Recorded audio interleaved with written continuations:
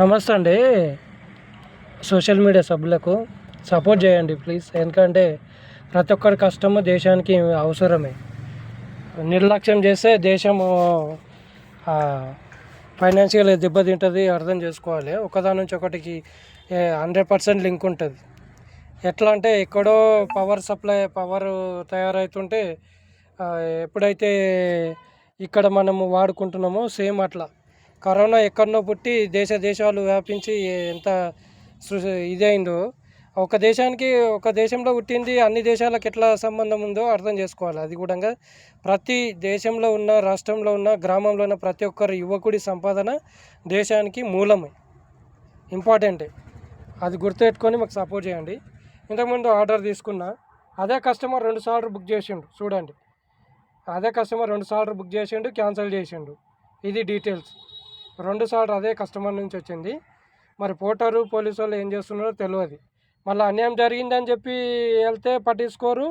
ఇంతకుముందు పోలీస్ స్టేషన్కి వెళ్ళినా అన్యాయం జరిగిందని అడిగితే ఏం కాదు అవన్నీ పట్టించుకోకు, అప్పుడు నంబర్ బ్లాక్ పెట్టేసే అన్నారు. బ్లాక్ పెడతాడు కరెక్టే, వేరేకి అయితే నష్టమే జరుగుతుంది కదా. ఇప్పుడు ఆన్లైన్లో ఉన్న 2 సార్లు బుక్ చేసిండు, 2 సార్లు ఆయననే. ఇక చూడండి, టైం 10:03 నిమిషాలకు ఒకసారి క్యాన్సిల్ చేసిండు, 10:30 నిమిషాలకు ఒకసారి క్యాన్సిల్ చేసిండు. అంటే అర్థం చేసుకోండి. ఇక తర్వాత ఇక్కడ చూడండి, అది క్యాన్సలేషన్ చేసిన దానికి నేను పోర్టర్కు రిక్వెస్ట్ పెట్టుకుంటే ఏమంటుంది, కస్టమర్ ఏమని పెట్టిండు, డ్రైవర్ కారణం అని పెట్టిండు. వానికి ఏం పోయేది ఉన్నది, కస్టమర్కి ఏం పోయేది ఉన్నది చెప్పండి. ఏం పోదు, మనకే పోయేది నష్టము. అదే బుకింగ్ వచ్చింది కదా పికప్ చేసుకుందామని వెళ్తే ఆయన క్యాన్సిల్ పెట్టిండు. ఇది ఎంతవరకు న్యాయము? మనతోని అందరూ ఆడుకుంటున్నాం, మన నుంచి ట్యాక్సులు తీసుకోవడం కదా అన్న ఆడుకోవడం ఏంటి? చూడు, ఆర్డర్ రద్దు విచారణ అని పెడితే ఏమని పెట్టిందో చూడండి. డ్రైవర్ కారణం వల్ల మీ ఆర్డర్ క్యాన్సిల్ చేయబడింది అంటే, నా కారణం వల్ల క్యాన్సిల్ అయితే నేను ఎందుకు ఆన్లైన్లో ఉంటా? అంటే వితౌట్ రీజన్ కస్టమర్కి ఎలా ఇస్తారు పర్మిషన్? ఇట్లా డ్రైవర్ కారణం అంటే నేను ఆన్లైన్ ఎందుకు ఉంటా? రెండో బుకింగ్ వచ్చినంత వరకు ఆన్లైన్ ఎలా ఉంటా? లాజిక్ చెప్పండి. నా కారణము ఉన్నదాన్ని అడరు, ప్రూఫ్ చూపించాలి. దీని మీద నేను కేసు పెట్టాలనుకుంటున్నా. అంటే మాతోనే ఆడుకోవడానికి హక్కు ఎవరిచ్చారు? కేసు పెట్టడానికి వెళ్తే పోలీసులు కూడా తీసుకోవట్లేదు. నేను ఏదో ఒకటి పెడతా అంటే, కస్టమరు అనవసరంగా బుక్ చేసిండు, క్యాన్సిల్ చేసిండు, ఆ కారణమే లేదు. అందుకే నేనేంది, నియంత్రిత ప్రాంతము వాహనము పికప్ డ్రాప్ స్థానాన్ని చేరుకోలేదు, ఇది కాదు, ఓవర్ లోడింగు, ఓవర్ సైజింగు, వస్తువులు సరి అయినవి కావు అని పెడతా. నా కారణం జాబితా లేదు అని అది కూడా పెట్టి చూద్దాం ఇప్పుడు ఏమొస్తుంది. మీ స్పందించినాము. నేను దీనికి అసంతృప్తిగా ఉన్నా. నాకు ఈ కారణం వాళ్ళు తీసుకున్నా కూడా ఏం చెప్తారో తెలియకపోతే మరి మనం అసంతృప్తే కదా. మీ కారణము ఓకే అయింది, అది తీసుకోలేదు అని కూడా రావాలి కదా లిస్ట్, ఇంకా రాలేవు. అందుకే నేను అసంతృప్తిగా ఉన్నా. మళ్ళీ రీస్టార్ట్ చేస్తున్నా, చాట ప్రారంభిస్తున్నా.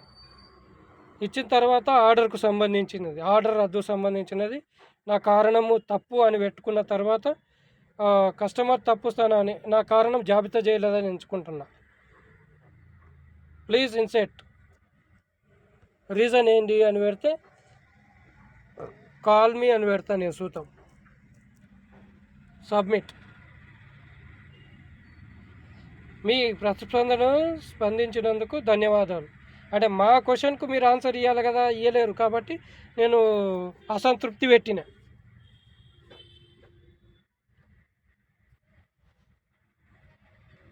ఇది జరుగుతుంది అన్యాయాలు.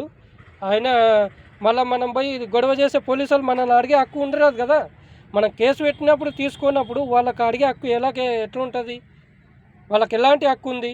మాకు అన్యాయం జరిగింది కాబట్టి అడుగుతున్నాము. అన్యాయం జరిగిందని కేసు పెట్టడానికి వెళ్ళినప్పుడు తీసుకోవాలి కదా, తీసుకోలేదు ఎందుకని మరి? ఇగో పోలీస్ స్టేషన్ కూడా కాల్ చేసిన, చూడండి, తీసి చూపిస్తాం మీకు రికార్డింగ్లో. ఇగో ఇది పోలీస్ స్టేషన్ నుంచి వచ్చిన నంబరు, రికార్డింగ్ వినండి.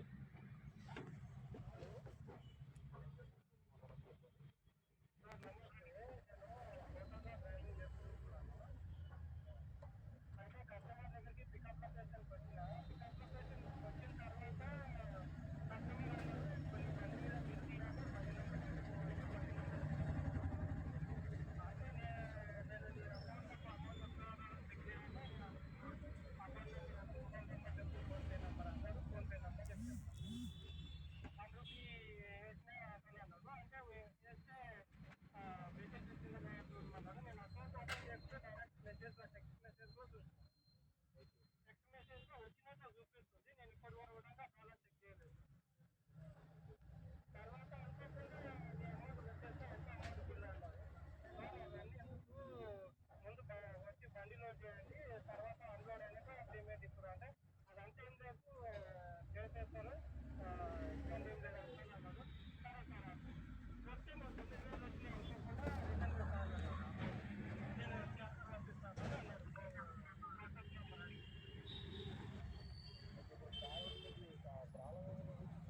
ప్రాబ్లం ఏంటంటే సార్ వీడికి వచ్చినాను, వచ్చినాక కస్టమర్ ఫోన్లో తీసుకున్నాడు సార్, అదే ఫోన్లో తీసుకున్నాడు, ఇక్కడ లేడు కస్టమర్. ఇక్కడ రండి సార్ ముందు మాట్లాడదాము అర్థం నేను అదే ఇది మన మార్కెట్ రోడ్లో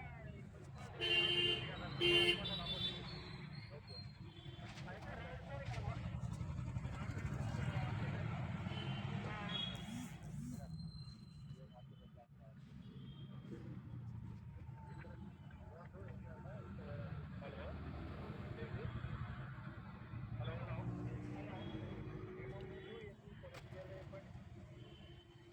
మోటార్లో నేను డ్రైవింగ్ చేస్తాను సార్.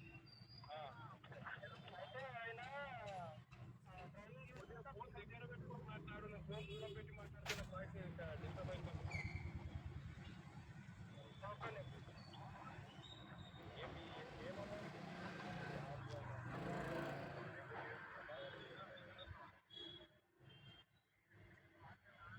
హలో చెప్పింది.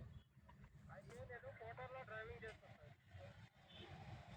డ్రైవింగ్ చేస్తే ఏమైంది 2 నిమిషాలలో ఫటాఫట్ చెప్పారు. నేను ఇక్కడ పికప్ లొకేషన్కి వచ్చినాక కస్టమర్ అమౌంట్ అనుకోకుండా ఎక్కువ పడ్డాయి, నాకు రిటర్న్ కొట్టా అన్నాడు. అదే సార్ అంటే అనుకోకుండా అంటే నీకు తెలుగుగా అనుకోకుండా ఎక్కువ మరి ఏంటి అంటే స్కామ్ జరుగుతున్నాయి కదా సార్ ఈ మధ్య. అది అనుకోకుండా ఎక్కువ పే చేయరాదు, మరి దానికి నేను వచ్చి దగ్గర చేపియాలా పైసలు. వాస్తవానికి నిజంగా వచ్చింది తీసుకొచ్చిందా? తీసుకొచ్చింది, అందుకే అంటున్నాను తీసుకొచ్చిందా లింక్. అంతే కదా లింక్. ఇప్పుడు ఆ కస్టమర్ ఎవరైతే దగ్గర ఉన్నారో ఆయన మొత్తం వచ్చింది, ఆయన లేడు దగ్గర, అందుకే నేను ఫోన్ చేసిన సార్. మరి నేనేం చేయాలంటే ఆయన అమలాబుద్ధులు తీసుకున్నాడు, మోటార్లో బుక్ చేశాను. మీ దగ్గరకు వచ్చి నేను ఏం చేయాలి, ఆయన లేదు ఇప్పుడు. నేను మోటార్లో బుక్ చేసుకున్నందుకు ఆయన చెప్పేసరిగా డబ్బులు ఇస్తాను పోలీసుల దగ్గర. సరే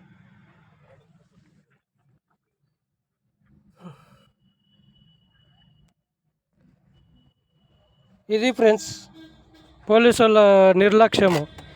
తీరా ప్రాణాలు పోయినాక కేసు తీసుకుంటే ఎవరి కోసం ఆ కేసు నడిచేది? ఉన్నప్పుడు న్యాయం జరపాలి కదా. బాడీ తీసుకొని పోలీస్ స్టేషన్కి వెళ్తే ఇక అవన్నీ రెస్పాన్స్ ఇవ్వకు, అది బ్లాక్ లిస్ట్లో పెట్టేసే నంబర్ అని నేను ఒక్కని పెడతా బ్లాక్ లిస్ట్లో. ఇతరులు వాళ్ళకి ఎంత ఇబ్బంది అయితే, పోర్టర్లో నడిపే వాళ్ళు ఎంతోమంది ఉంటారు. నేను ఒక్కనే కాదు కదా దేశంలో ఉన్నది, నష్టపోయేది అందరూ. ఒక్కని గురించి కాదు నేను కేసు పెట్టడానికి వెళ్ళింది, అందరి గురించి పెట్టాలని పోయినింటి. అంటే ఇప్పుడు రోజు నాకు వచ్చింది, రేపు ఇంకొకరికి రావచ్చు, ఈ విధంగా అందరికీ వస్తుంది. దీన్ని సమస్య స్టార్టింగ్లోనే అరికట్టాలి. తీరా ప్రాణాలు పోయినాక ఇదైన తర్వాత ఇప్పుడు దొంగతనం చేసినోడు చేసేటప్పుడు కనబడితే ఎంబడే శిక్షించాలి. వాడు చేసిన తర్వాత పోయిన తర్వాత 2-3 రోజులకు పోయి పట్టుకుంటామంటే ఎక్కడికెళ్ళి అవుతుంది? ఇప్పుడు సమస్య వచ్చింది, ఇది అందరికీ అవుతుంది, నా ఒక్కరికి కాదు, దేశంలో ఉన్న ప్రతి ఒక్కరికి ఇలాంటి సమస్య వస్తుంది. రాకుండా జాగ్రత్తలు తీసుకోవాలంటే నేనేం చేయాలంటే ఏం చెప్పాలి? పోలీస్ స్టేషన్ ఉన్నది జాగ్రత్తలు తీసుకోవడానికే కదా. వాళ్ళు నేనేం చేయాలంటే ఏం చెప్పాలి? ఇక నేనే చేసి ఉంటే నాకు అదే ఉద్యోగం ఇస్తే నేనేదో ఒకటి చేస్తాను.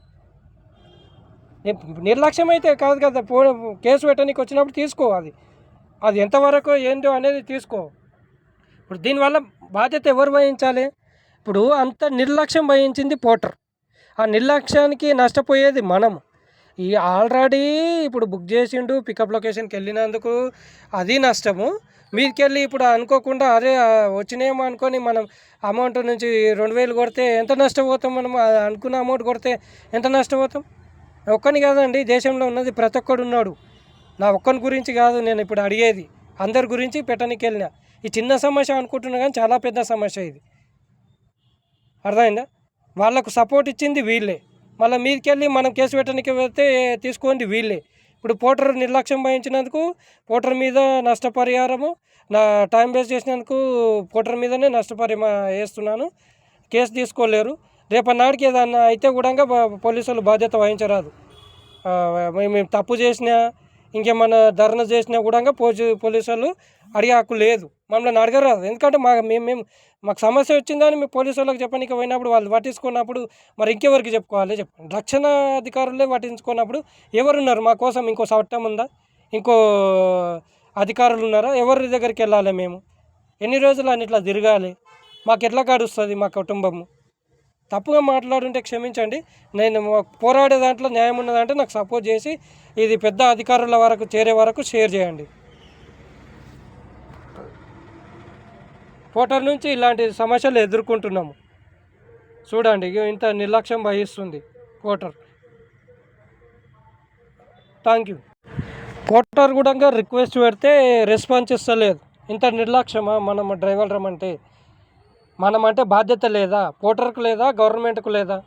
బాధ్యత లేనప్పుడు మన నుంచి ఎందుకు ట్యాక్సులు తీసుకున్నారు? ప్రతి బస్సు మీద మన నుండి ట్యాక్స్ తీసుకోరాదు. మరి బాధ్యత వహించాల్సి వచ్చినప్పుడు మన నుండి తీసుకున్న ట్యాక్స్కు న్యాయం జరపాలన్నప్పుడు, మాకు అన్యాయం జరగాలన్నప్పుడు పోటర్ ప్రభుత్వం కూడా న్యాయం చేయడానికి ముందుకు రావాలి. ఏదో జరిగినాక ముందుకొచ్చి ప్రాబ్లం సాల్వ్ చేయడం కాదు, ఉన్నప్పుడే ప్రాబ్లమ్ను సాల్వ్ చేయండి. పెద్దలు అన్నారు కదా, దీపం ఉన్నప్పుడు ఇల్లు చదువుకోవాలన్నప్పుడు ప్రాబ్లం వచ్చినప్పుడే దాన్ని సాల్వ్ చేయడానికి ముందుకు రండి. నిర్లక్ష్యం వద్దు. తీర ధర్నాలకు అవన్నిటికీ దిగినప్పుడు నష్టాన్ని మొత్తం గవర్నమెంట్ భరించాలి, మా మీద ఏరాదు. అడిగే హక్కు మాకు ప్రభుత్వానికి లేదు. ఎందుకంటే మాకు అన్యాయం జరిగిందని అడిగినప్పుడు నిర్లక్ష్యం వహించినప్పుడు మేము ధర్నా చేసినప్పుడు మమ్మల్ని అడిగే హక్కు ఉండరాదు. మరి అది నేను అన్నది తప్పు ఉంటే నన్ను శిక్షించండి. అందులో న్యాయం ఉన్నదంటే నాకు సపోర్ట్ చేసి పెద్ద అధికారులకు చేరే వరకు షేర్ చేయండి. చూడండి పోలీస్ స్టేషన్కి వెళ్ళిన రికార్డింగ్ కూడా ఉంది నా దగ్గర. ఇక చూడండి, ఇది పోలీస్ స్టేషన్కి వెళ్ళింది పటాన్చెరు పిఎస్కు. ఇక చూడండి, పొద్దున వచ్చిన ఆర్డర్ గురించి పోలీస్ స్టేషన్కి వచ్చి కేసు పెడదామని పటాన్చెరు పోలీస్ స్టేషన్కి వచ్చిన వాళ్ళేమో కేసు ఇక చూడండి, ఇంత నిర్లక్ష్యం వహిస్తే ఎలా చెప్పండి? ఓటర్ కానీ పోలీసు వాళ్ళు కానీ మనకు రక్షణ కల్పిస్తారని ఎలా నమ్మాలి? మరి ఇది ఇట్లనే జరుగుకుంటూ పోతే మన పిల్లల భవిష్యత్తు ఏం చూపిస్తాం మనం?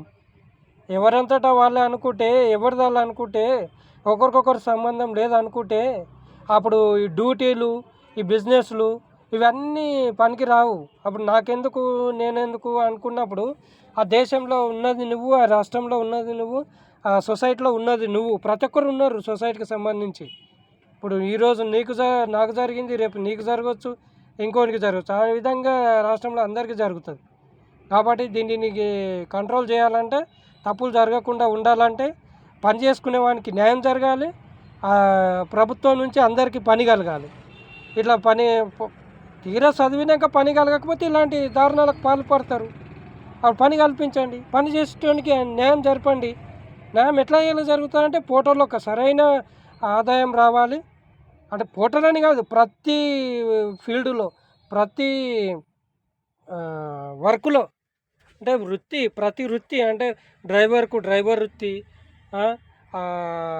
మెకానిక్కు మెకానిక్ వృత్తిలో, లేబర్ వృత్తిలో, ప్రతి ఒక్కరికి వృత్తిలో న్యాయం జరిగినప్పుడే ఇలాంటి దారుణాలు జరిగాయి. ఇలాంటి దారుణాలు జరగడానికి కారణం మనమే అవ్వచ్చు. ఎందుకంటే ఇప్పుడు మాకు అన్యాయం జరుగుతుంది, అంటే పోటర్లో పోరాడుతున్నాము, మాకు సరైన న్యాయం జరుగుతలేదని. ఆయన న్యాయం జరపడానికి ప్రభుత్వం ముందుకు రాకపోవడానికి కారణం ఇదేనేమో. ఈ కారణాల వల్ల మనం తప్పులు చేయడానికి పూనుకుంటాము. ఇప్పుడు ఆయన సాఫ్ట్వేర్ చదివిండు, ఆయన సరైన ఉద్యోగం రాకపోక సరైన న్యాయం జరగకపోక ఇలాంటి దారుణానికి పాల్పడ్డాడేమో. ఇవన్నీ ఒకదానికొకటి లింక్ అయ్యే ఉన్నాయి కదా. సరైన న్యాయం వృత్తిలో సరైన న్యాయం జరిగితే అందరూ పని చేసుకుంటారు, అన్యాయాలు చేయడానికి ముందుకు రారు కదా. తప్పుగా మాట్లాడుంటే క్షమించండి. ఇందులో న్యాయం ఉన్నదనుకుంటే షేర్ చేసి అధికారులకు చేరే వరకు షేర్ చేయండి. Thank you.